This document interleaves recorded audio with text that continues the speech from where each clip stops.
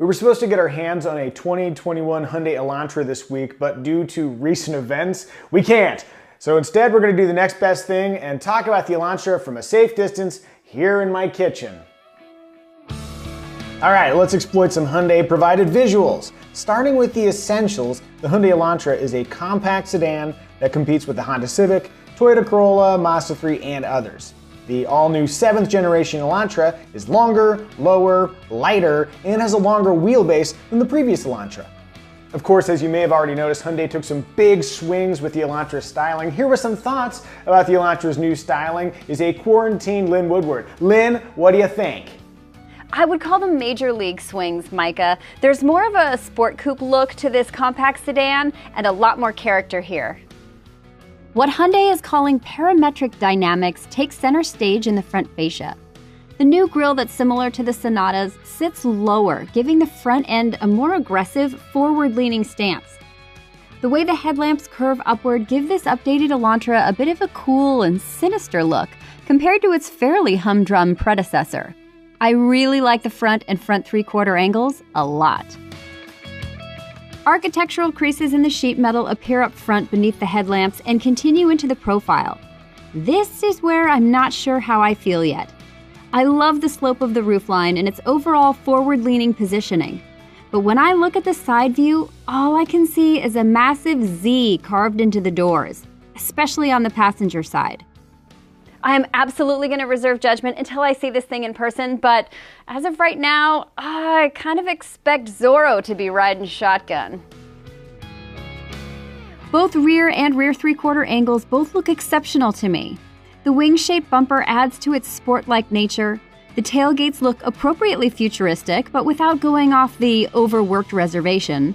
And the horizontal connecting line that extends the width of the rear ties everything together in cohesive fashion.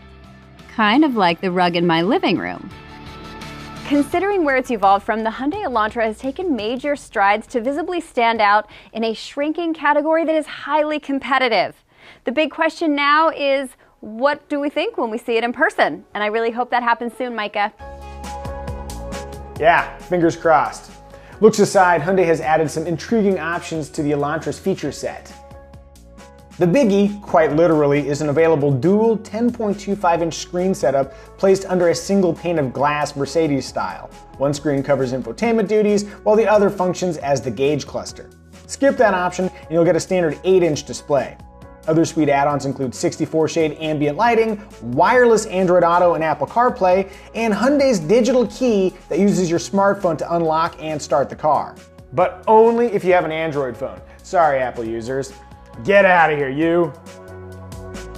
If you're wondering about interior dimensions, rear seat legroom has increased by 2.3 inches and front seat headroom has increased by 0.3 inches. Meanwhile, the trunk is a healthy 14.2 cubic feet. That's 0.2 cubic feet smaller than the previous Elantra, which you probably wouldn't have noticed unless I said something about it. Looking at safety, it's pretty solid with lane keeping assist and automatic emergency braking with pedestrian detection both standard. Blind spot warning is optional, as is adaptive cruise control, though I will note that adaptive cruise comes standard on both the Honda Civic and the Toyota Corolla. As for powertrains, standard Elantras will use a 2-liter 4-cylinder engine matched to Hyundai's intelligent variable transmission. That's Hyundai speak for a CVT. Thankfully, past experience with Hyundai's IVT has been pretty positive. It's not the groaning, rubbery sadness fest that we've hated in other CVTs.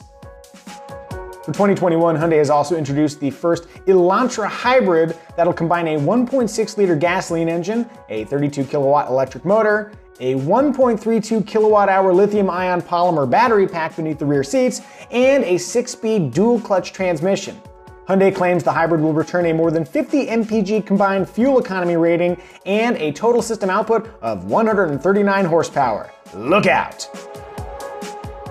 Obviously, it would have been nice to sit in or maybe even drive the 2021 Hyundai Elantra, but in the interest of safety, we can wait. In the meantime, what did Hyundai get right and what did they get wrong? Tell us about it in the comments section. We look forward to chatting with you. Oh, and if there's a different part of my house you think I should do these things with in the future, let me know. Where's the kitchen okay?